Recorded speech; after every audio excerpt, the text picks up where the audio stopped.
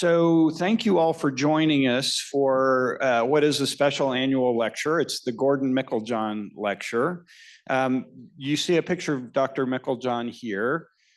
He was the founding department chair for the modern Department of Medicine. He moved to Colorado in the mid-50s and took over a faculty that was less than a dozen people. He took a pay cut to do it and came to an underfunded regional medical school and took over a department that had exactly no research going on at all. And over the course of his 25 years as the chair, he built the modern department. So he inherited a department of undifferentiated faculty. He created all of the, not all, but almost all of the current modern divisions that are within our department. He also brought research here. He himself was actually quite accomplished as an investigator. He was a virologist. He was one of the pioneers in the flu vaccine, was was part of the international effort to eradicate smallpox. He is remembered as a outstanding mentor, a warm man, and a loving husband and father. And actually, I'm going to point out Pat Graves, who was his longtime assistant, who is here with us today and who has told lots of stories. I'm sorry? And his granddaughter. So anyway, we honor Dr. Meiklejohn today and have an outstanding speaker who was in fact a colleague of his and a mentee back in the day. So. All right, and I have the pleasure of introducing our speaker. I'm Lisa Schilling. For those of you that don't know me, I'm in the Division of General Internal Medicine, and I'm Associate Dean for Population Health and Value-Based Performance. But it's really my great honor today, and I have notes, and you'll see why in a second, to introduce Dr. Christine Cassel, who is our Meiklejohn Lecturer for 2025. Dr. Cassel is really one of the most respected and influential leaders in American medicine. Her career has spanned clinical care, education, ethics, social justice, and national health policy. She has held many pioneering roles, including leading both the American College of Physicians and the American Board of Internal Medicine. She's also served as the president and CEO of the National Quality Forum, where she helped shape the way our nation measures and improves healthcare quality. She was also a member of the President's Council of Advisors on Science and Technology for the Obama administration, and she helped guide national health policy on health information technology and research priorities, including aging. She has chaired several landmark Institute of Medicine, now known as the National Academy of Sciences and Engineering, Medicine Sciences and Engineering, and really has focused on end-of-life care, medical errors, and establishing palliative care as a formal specialty.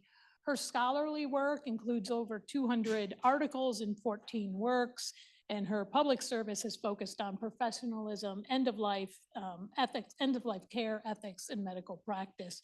Her leadership has influenced how we think about quality, accountability, patient-centered care. She's held several senior academic appointments at the University of Chicago, Mount Sinai, Oregon Health Sciences University. She was the planning dean of the Kaiser Permanente School of Medicine. She currently serves as a senior advisor on strategy and policy and a presidential chair at UCSF, and she continues her work in bioethics and continues to teach and mentor the next generation of physicians. So I really want you all to welcome Dr. Christine Cassel, our presenter for the 2025 Meiklejohn Lectureship.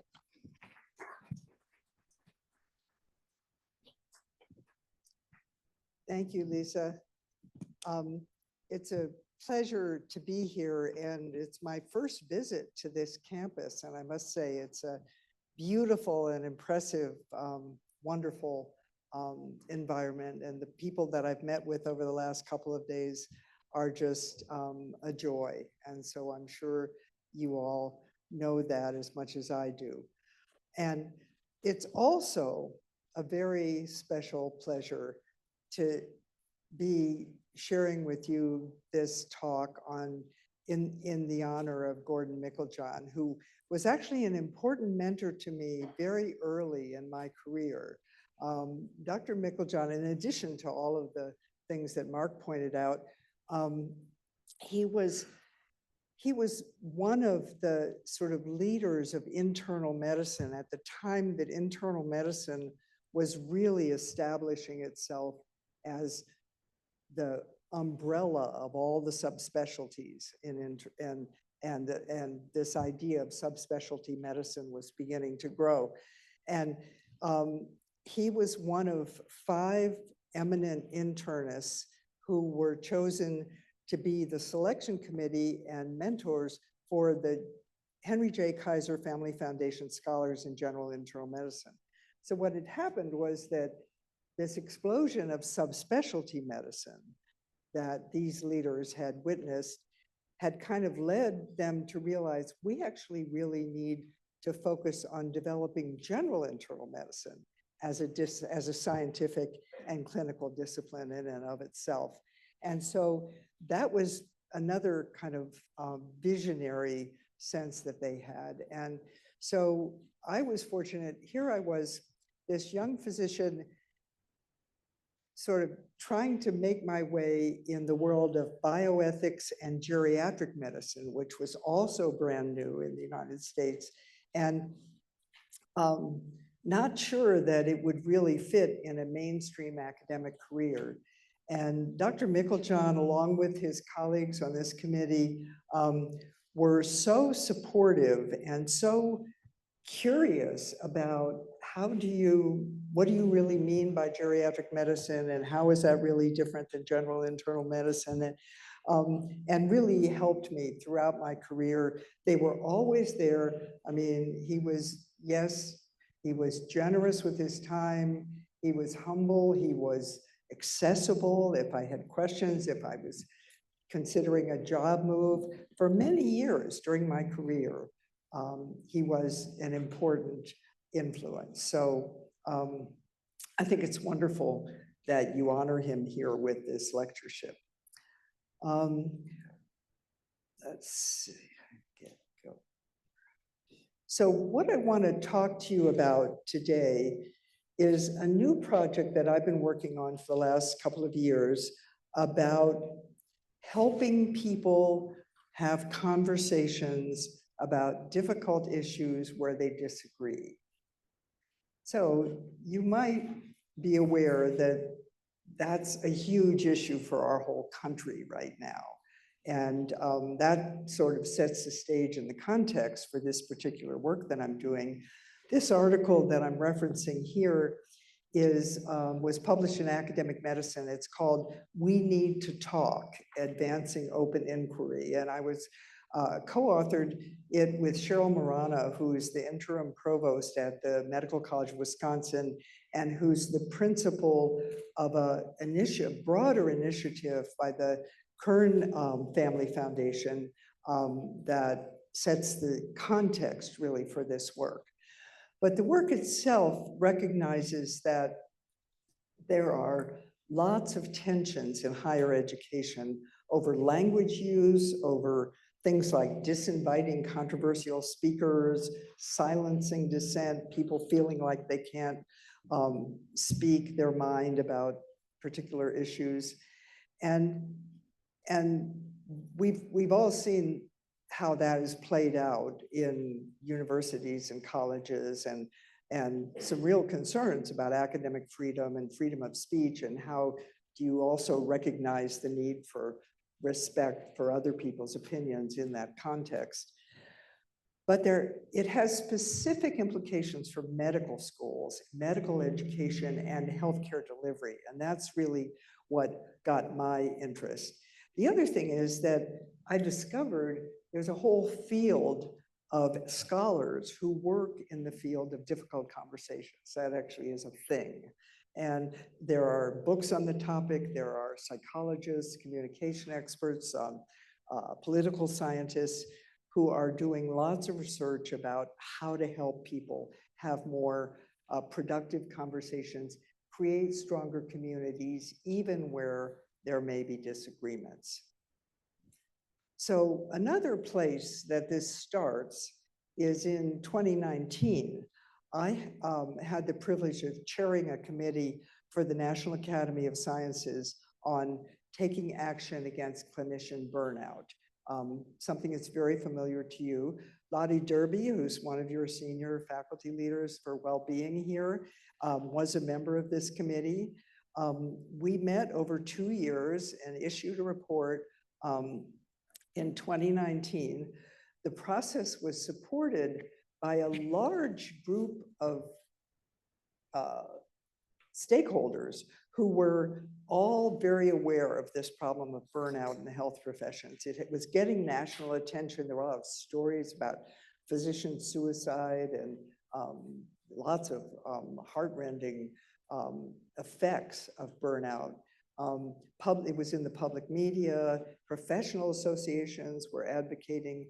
Regulatory organizations were beginning to pay attention to this. So we had a big context and a lot of support for this work. And one of the key factors in this report, and I don't know how much you can see of this, but was to point out that most of the attention had been on how can we create well-being and resilience in the individual. You should do yoga, you should meditate, you should take time for your family. And in our report, that was this little thing here. It says individual mediating factors. What we wanted to focus on was all of the other things that influence burnout, including the immediate care delivery setting, the healthcare organization, and importantly, for the topic of today, the external environment. So and you can see by the scope of this drawing that our view was that this was a much bigger influence on burnout and that all the attention to individual factors would not be effective if we didn't address these broader factors. Okay, now try to think back. October 2019, that's when our report came out. We declared an epidemic of burnout 2 months before the first COVID case in the United States. Oh dear, did you hear anything I said? Thank you. Is that better? Okay.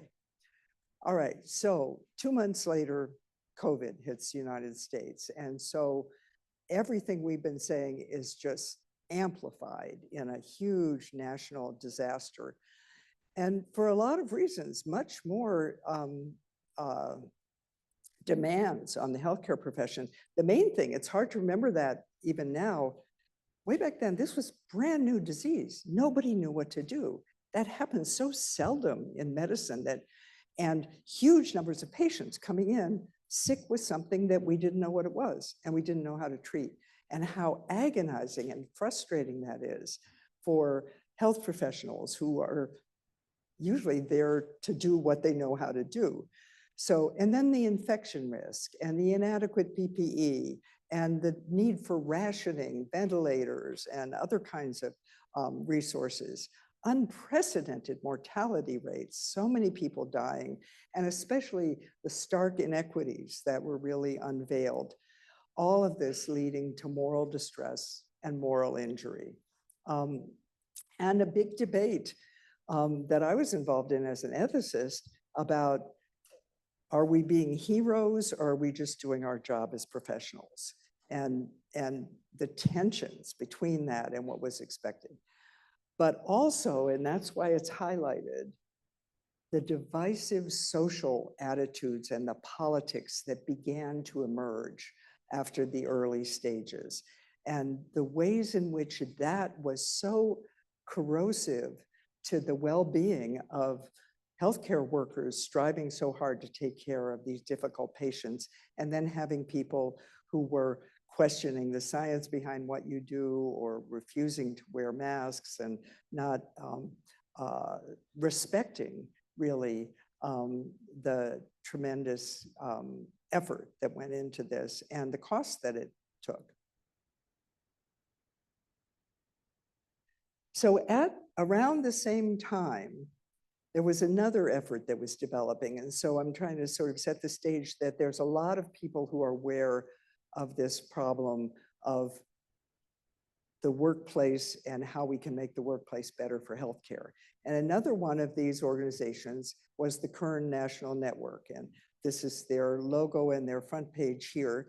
the Kern National Network for Flourishing in Healthcare. They got together, funded by a private foundation based in Milwaukee, but really at a national level, to say it's not just about getting through the day and well-being, it's about flourishing. We should be able, and other people were having similar conversations. The AMA started a program calling Joy in Practice. How can we have joy in practice, led by Krasinski? So this idea of really, how can we just really make this work that is so meaningful also be work that is joyful? And they developed a model based on caring, character, and practical wisdom. 3 things that encompass well-being, but also encompass medical ethics and a range of other things. They developed lots of activities. I'm not going to go into a lot of detail because it's a large program with lots going on, but under practical wisdom and character and caring, specific activities, there's networks of groups working on these things, all of which work up to flourishing. They started in 2017, so all around the same time that the IOM report was getting started and that some of the work on burnout was beginning to emerge. They started with these 7 medical schools in 2017. They now have more than 50 medical schools and healthcare delivery organizations that are partners in this flourishing effort, and 44, 45 now student chapters. And they have national meetings, they have large collaborative groups working on specific projects. And so if you go on their website, there's a large number of things that, activities that are under the umbrella of the Kern National Network.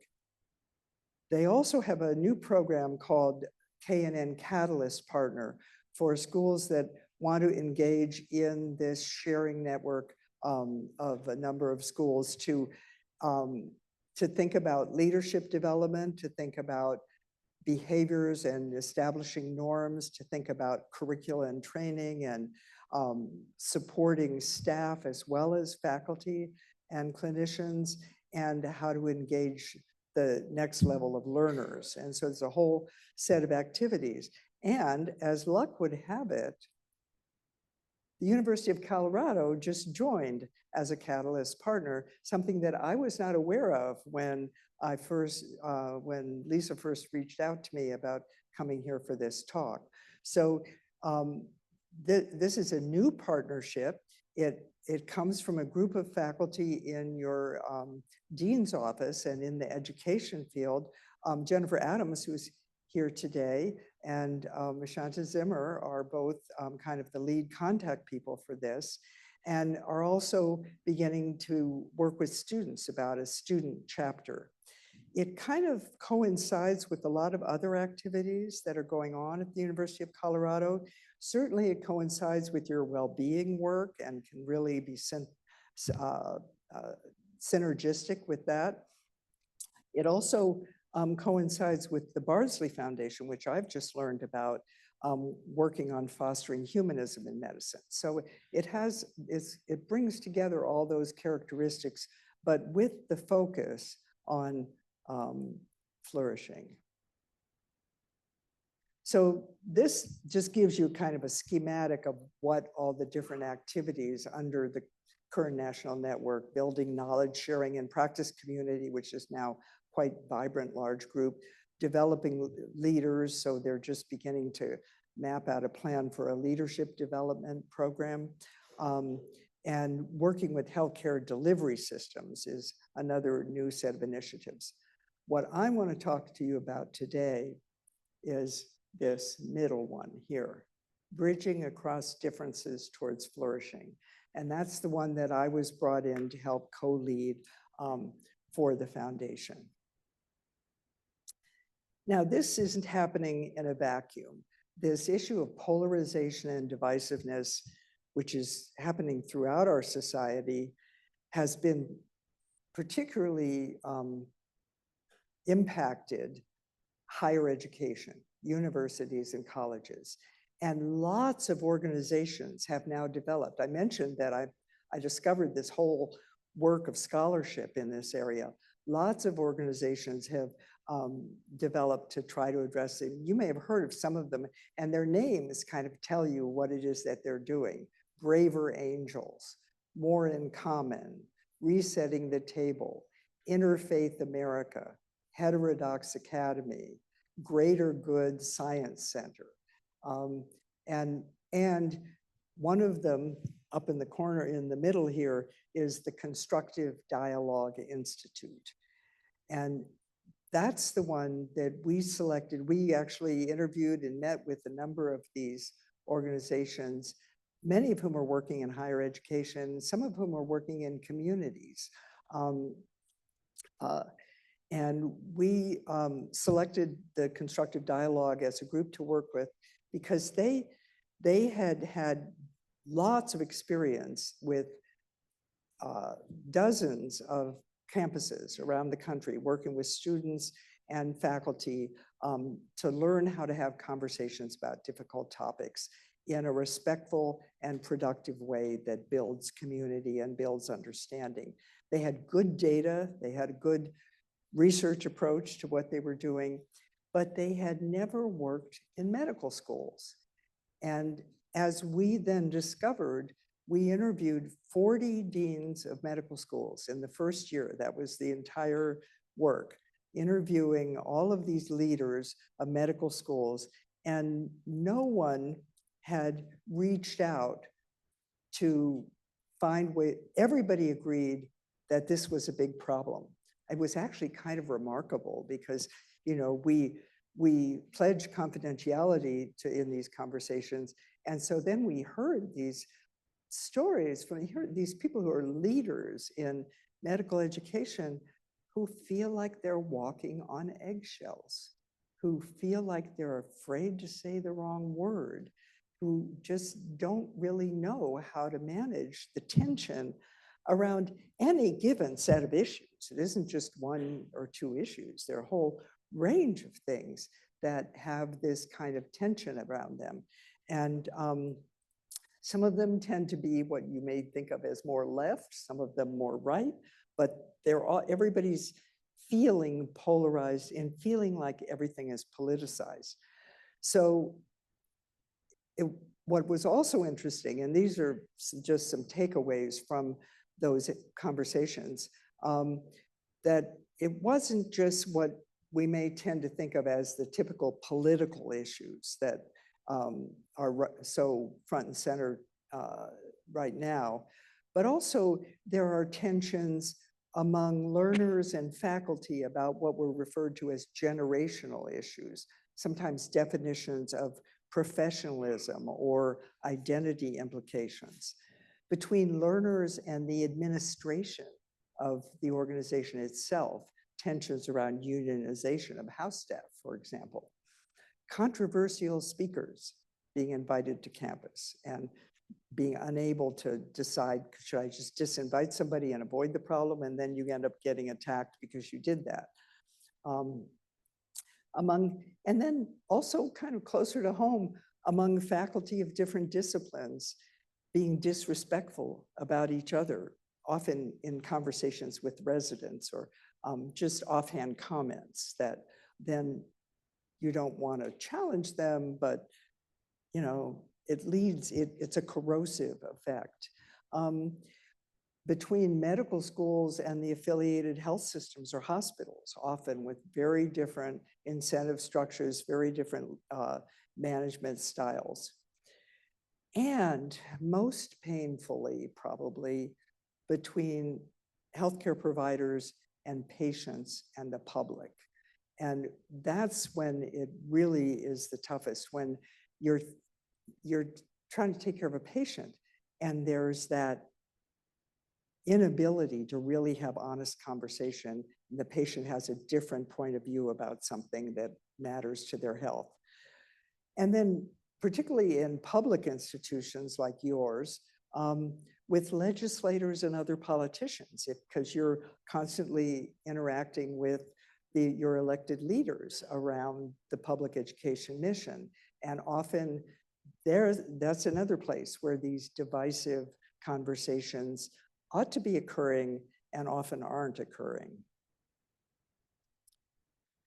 So why is it important in academic medicine? Well, first of all, the situation is just, I don't have to tell you, the situation is just getting worse at a national level, and because of our political divisiveness. And so in medicine, there are so many reasons why it's important that we have these conversations. One direct one is the impact on the doctor-patient relationship. And that's probably, to my mind, one of the most important ones, to be able to build up trust and communication. But trust and communication is also important among our colleagues, among the teams that we work with. And we may think we're just doing the transactional business of patient care, but if we're not able to talk about difficult, deeply charged issues, which all sometimes really affect patient care, and we're going to talk about some examples of that, then you're not going to have that trust when the moment comes when you really need to have that communication. So why is it that medical schools have not invested in some of these other resources that colleges and universities have invested in? One reason is that it's perceived as less important than clinical science and technical expertise. And that's just the mindset and the culture of academic medicine. This is just people learning how to have conversations. Why can't we do that? You know, it seems like it shouldn't be that hard. It's also sometimes viewed as kind of a short-term problem, that if there are people who are having problems, that's an HR problem or somebody else should deal with it. One of the real reasons we heard from all these education leaders is that they're just so overwhelmed with so many other demands and so many other urgent needs that are facing them. And they see this as one more project, not as something that actually might help all those other problems that they're facing. And a lack of knowledge about how do we even address this issue. This is not something any of us are trained in medical school. So, you know, if I was going to do something about it, what would it be? Well, we gathered together leaders from these medical schools, not all 40 that we talked to, but 20 of them, at a meeting in Chicago in October 2023, and brainstormed for a day and a half about what would help, what would work. And that led to the development of this project that I'm going to tell you about. It was facilitated with CDI, the Constructive Dialogue Institute, and they sort of demonstrated a curriculum that is easily accessible online, doesn't take a lot of time, and really has demonstrated to work in colleges and universities. So, so we developed a national demonstration project. It was also funded by the Josiah Macy Foundation. It's going from January 24 to December 26.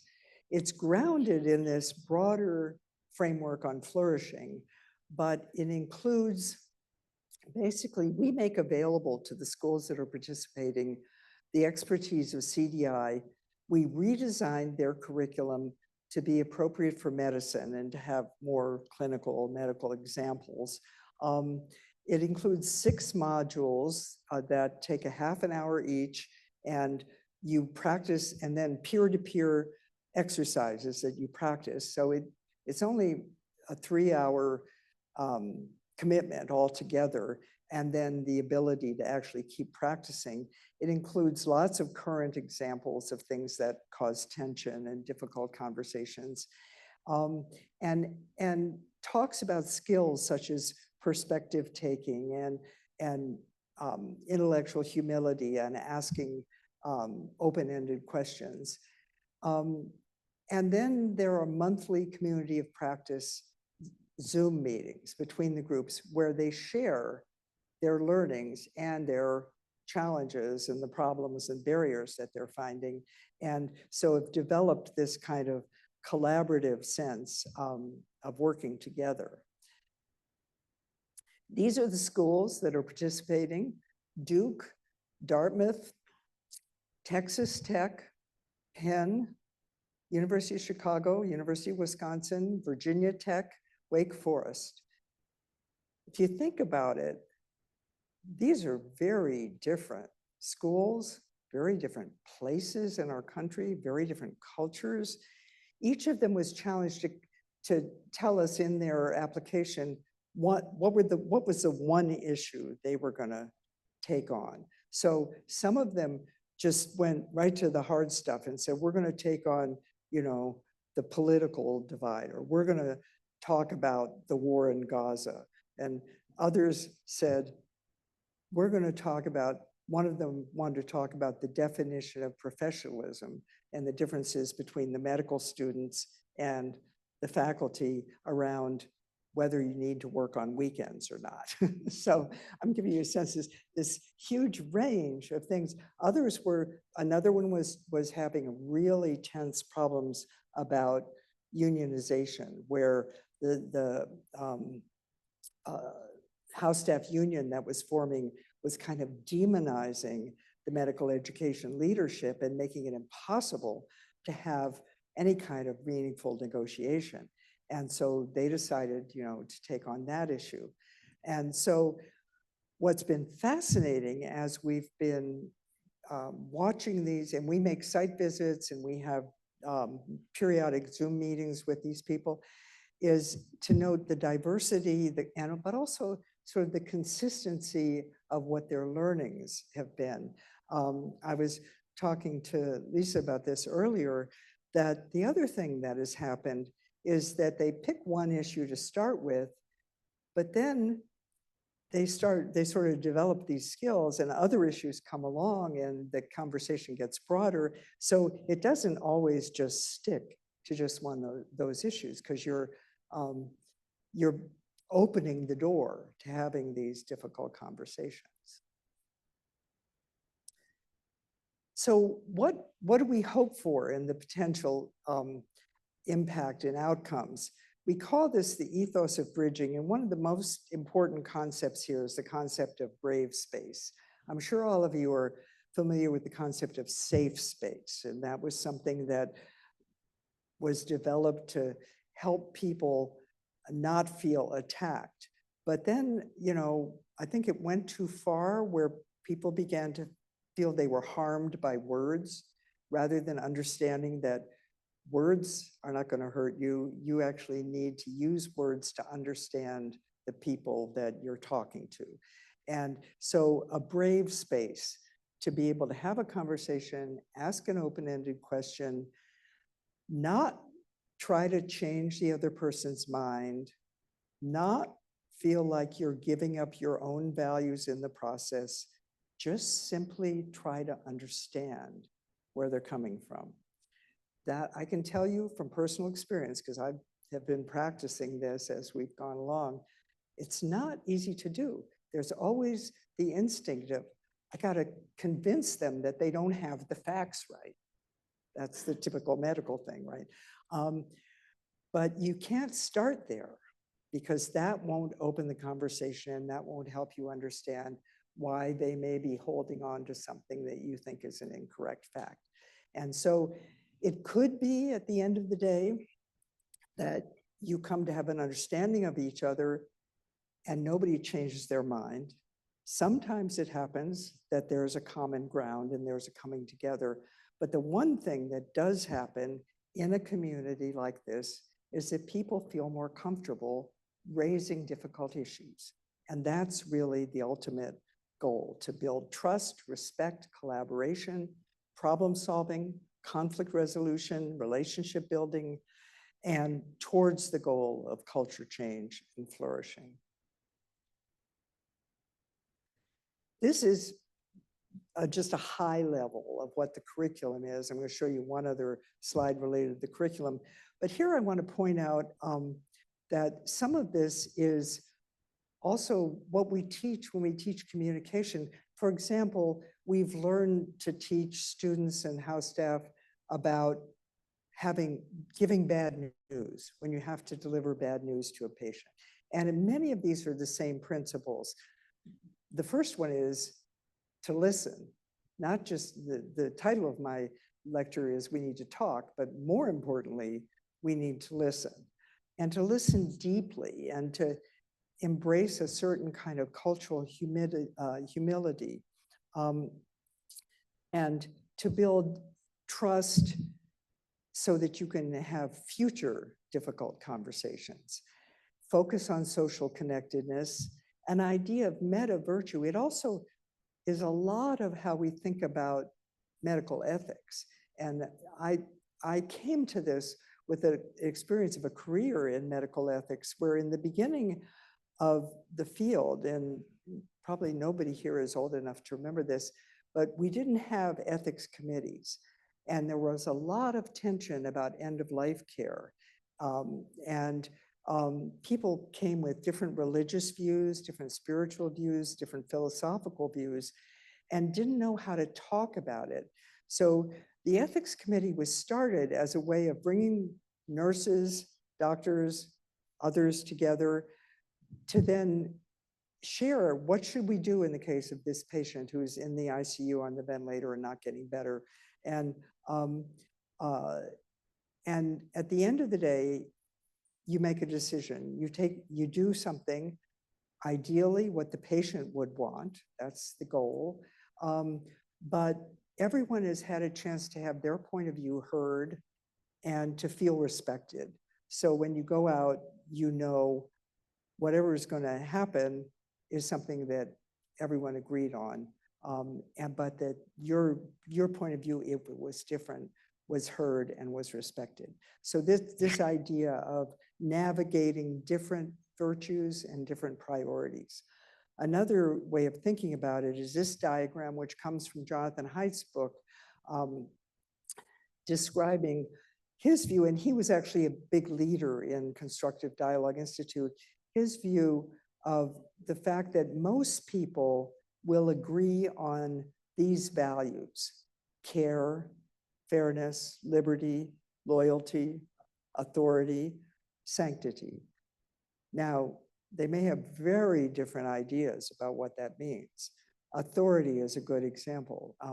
We tend in our world to think about the authority of science, the authority of experts, going to expertise. Many people may think of the authority of their church, for example, or of a political leader of one sort or another. Same thing with fairness. People's idea about what's fair or liberty may be my liberty versus my liberty to have my religious views respected, for example, compared to somebody else's liberty who may not share those religious views. So it's not going to change people's opinion, but people are going to have a conversation where they sort of agree, well, this is interesting because we might agree that this value is an important value. And then that can lead to future conversations. And I've seen that happen. And there's even science about the results of this. This is an article, this from UC Berkeley News, but it was published in Science Magazine last spring. The lead author was a member of a Berkeley group called the Greater Good Science Center, but it had 25 authors, unusual for a science publication, but it's because it was all of these organizations that I showed you that did interventions with college students, and they aggregated 33,000 college students and to test which intervention worked the best. And the one that worked the best was the one that basically convinced the students that the other side wasn't as extreme as they thought they were.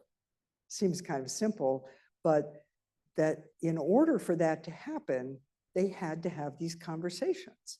So that's part of what we've taken as our learning, that if we go in assuming that you can't bring up a subject because it's going to be too hot button or it's going to get people upset, then you're not going to have these conversations and you're not to discover the truth, which is that most of us are in the exhausted middle, in which, people really want to move forward, want to respect one another, want to work together.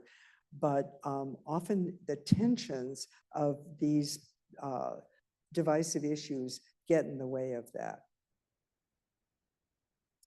So far, we're just a year and a half into this. We haven't yet collected really definitive outcome information, and we're going to be needing to do more. But some of the themes that we've heard from partners who are involved in this are, one thing is that we need to have the students and the faculty both doing the bridging curriculum so that everyone's speaking the same language and kind of can share that same experience. And frankly, because like any kind of clinical experience or clinical skill, you need to practice it. So it's not enough to just do the curriculum, but it needs to be, you need to grab micro moments, not sit down and have a whole big hour-long conversation, but little micro moments when you can have those discussions and open up that dialogue. It needs to be introduced, many people felt earlier in the medical school years, that both residency training and medical students should experience it and find a way, even in all the busy time of residency, to have these conversations.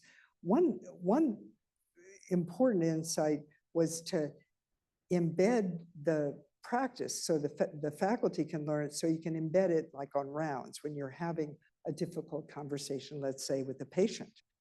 And then you can use the say, okay, we're bridging now, and just sort of flag that this is actually a specific activity that does take some certain skills, but that is being role modeled by the faculty. Let me just get this. This is some of our early results from the 8 schools that we're working with. And it's been pretty positive. 63% stated that they plan to practice what they learn, that they've already, many, particularly of the education leaders we work with, say they're already finding themselves using these techniques in many of their conversations in their personal life as well as in their professional life. 54% said that it helped them gain important skills. 50% said it helped them feel more confident in having difficult conversations. And many of the areas that were not just around the difficult topics, but also about conflict resolution. So it shares many of the same skills that you bring to situation of conflict resolution. And here I want to, just as I'm getting towards the end here, I want to remind us that the AAMC, which is all the medical schools in the country, at their meeting a few years ago, raised this very issue about brave spaces instead of safe spaces. This was a plenary session with David Scorton, who's the president of AAMC, and let me see. Here, Robert George, who is a philosopher at Princeton, a very conservative, theologically framed philosopher, and another Princeton professor, Cornel West, who is very far left, progressive politically, but close colleague and close friend with Robert George. And so the theme of this was the two of them and their friendship and how they could be friends even, and the topic that they picked was abortion. They had completely diametrical views on abortion. And yet they both were friends because they were both Christians. They just interpreted, and it's an example of how those values really can take different forms from different people. So, well, they actually went on the road and did this conversation at a bunch of schools around the country, mostly not medical schools, sort of demonstrating to people the importance of the personal connection, even when you can agree to disagree about a specific issue. So freedom of expression in academic medicine is really important. That was actually something that Gordon Micklejohn championed around the issues of his time. It's important, obviously, for education because we have to be able to ask tough questions and to question authority and to say, is there really science behind that? And if so, what kind of science? And what is the human impact on this patient? And all of those kinds of things that sometimes are difficult. Its role in medical research. Obviously, if you're going to do medical research, you have to be able to constantly be skeptical, constantly be open-minded, constantly be asking questions. And in clinical practice, because we live in such a diverse country and polarized country, that we're going to have lots of times when we face patients who may disagree with us about things, and we're going to have to be able to have communication with them. And all of it really is about the moral force of patient care. In some ways, it seemed to me that all of this work going on in colleges and universities makes a lot of sense, but there's even more reason for us to be doing it because we have the additional moral force of the patient care that is at the core of what we do. So looking forward, learning the skills. I mean, this is another thing where it may seem like this should just be something that comes with conversation, but there actually are, and I've learned this through doing this work, there actually are some skills about how to have these conversations and how to have them productively. And then to practice. It has to be something that just becomes kind of a norm of what you do. You have to have this notion of brave spaces. It's not always going to go well. So I think it's important, people realize that one of the trainings you get as a facilitator in this program is there's a time when you walk away. There's a time when you say, I think we need to take a break. Let's come back and talk about this later. So it's not that every conversation is going to end up with a kumbaya, but a remarkable number of them do. So the last word is we need to talk and we need to listen. And this quote from Ibo Patel, who's the president of Interfaith, bridges do not rise from the ground or fall from the sky. People build them. So this is something that we need to build. So let me stop there and make sure we have plenty of time for questions and your thoughts and challenges. If you want to disagree, I welcome it. Thank you very much, Dr. Cassel. This is so provocative. And I think we have another person with a mic in the audience. So, questions, comments?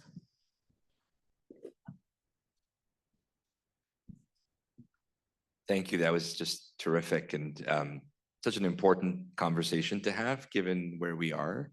I'm going to push you a little bit because I totally understand the philosophy behind the sort of the actions and the discussions. But it's almost like you have to have the precognition to come to the table to have the discussion, and then you have to have the discussion.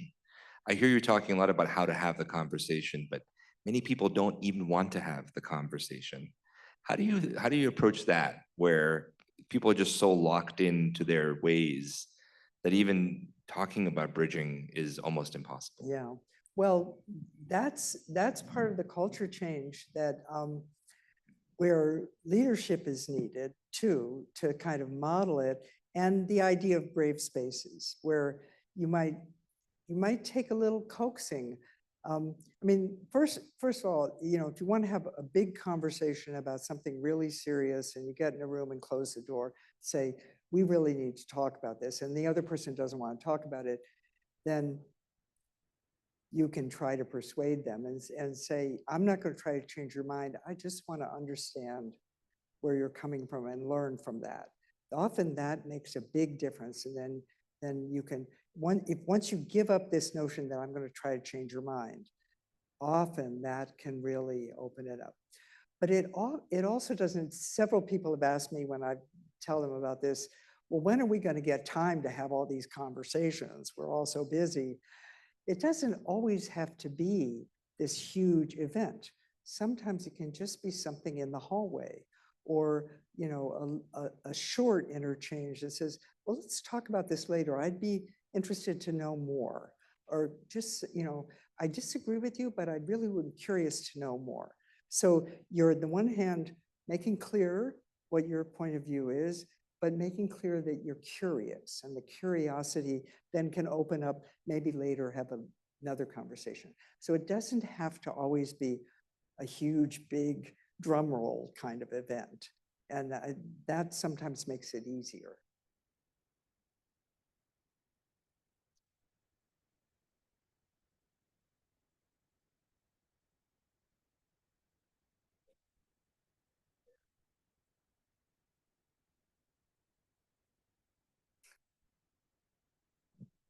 Can you hear me?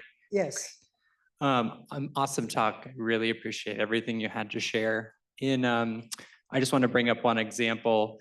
When I was in medical school, we came up with a session in our humanities sort of section where people practice values clarification to try to bridge some of these exact conversations. So in small groups, people talked about how they were raised, what their religious upbringing was, what their parents' views were.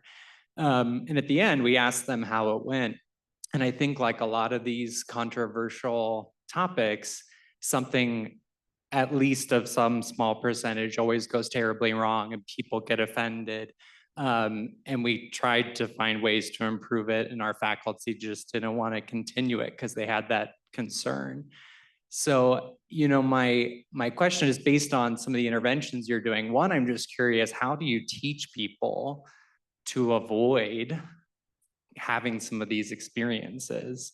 And then on top of that, I'm curious if there was any other feedback in your sessions about, like, from particularly the folks who maybe didn't feel more confident in having these conversations after the intervention. What were their thoughts, and maybe what are we trying to do next? Well, that latter question is one that we are definitely asking in our evaluation. So we're in the process of gathering that information.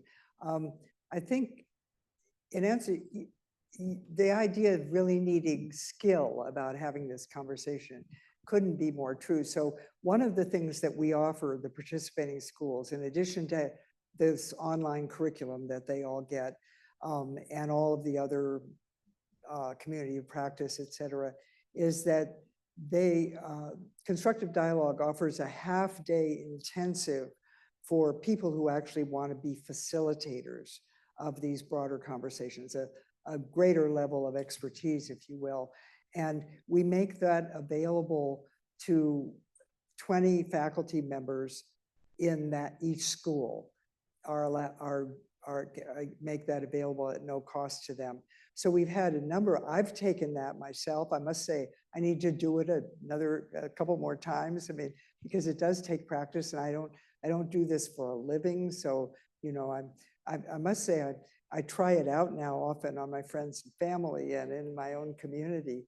But you're exactly right that particularly in those kind of charges, you don't want to leave people hurting more than when you started. You want them to feel respected and heard. Those are sort of the two most important things.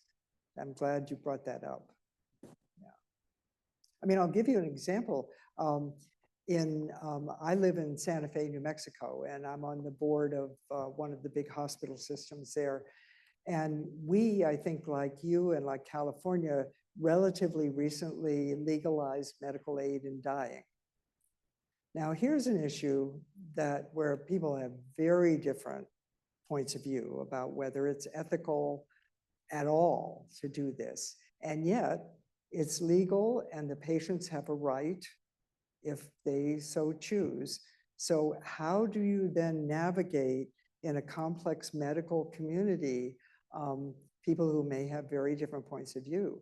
So we're using actually a lot of these techniques in helping, instead of just saying, well, you go in the other room and let's not talk about it, to really be able to help people understand each other and still, at the end of the day, take care of the patient.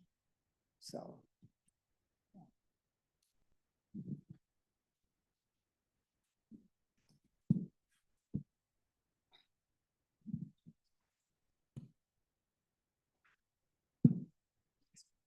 Thank you. Great talk. How have you guys used social media to influence some of this? Because much of the discourse and the silos are occurring because of social media. You're absolutely right. I am actually pushing the Kern group to invest more in social media. They've only been pretty cautious about it so far because it can kind of backfire, you know. But I think it's hugely powerful in creating divisiveness, and it must be possible to harness that power in helping to overcome divisiveness. So TBD, I'll get back to you on that. But if anybody has any ideas, please let me know. If you want to start a blog or go on TikTok about bridging, we can do that. Yeah, thank you so much for your conversation. I just had one question where, how do you bridge the difference between just initiating a conversation and the consequences of those conversations on those who don't completely understand it? For example, if I'm having to be honest, it's a lot easier to initiate conversations from higher up in the authority, because especially when you mention residents and their attendings or whatever, the bridge is always more convenient when it comes from up to down. But there are consequences that are unbeknownst to individuals who try to work their way from grassroots to upwards. How are these initiatives helping those individuals who seek redressal from those consequences? That's a really good question. I think, you know, the first thing is to, and that's why leadership is so important, to create a sense that brave spaces are valued throughout the institution, and even begin to use that language. And then, you know, this is something we're actually asking our demonstration projects, and we'll be learning from them. So I can't give you a really clear playbook on how it would work. And it's different, and each institution is very different. The cultures of the institutions and what the issues are in the institutions are very different too. But I would say that one strategy might be to offer something like a suggestion box or something like that, where people who might feel like they're not, you know, they want to raise an issue for conversation, but they're feeling uneasy about doing it, like a medical student wanting to challenge a resident who's on their service, for example, that you could make it less personal in the beginning, and then make it the responsibility of whoever the more senior person is to follow up on that, so that then they're the one who they'd get this suggestion and say, well, I guess we have to have a conversation about this, you know, but that it would be kind of an expectation. That's just off the top of my head, one idea, but it's a very important question. Yeah.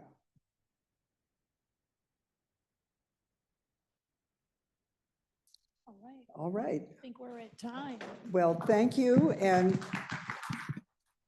just remember that you can build bridges. Thank you.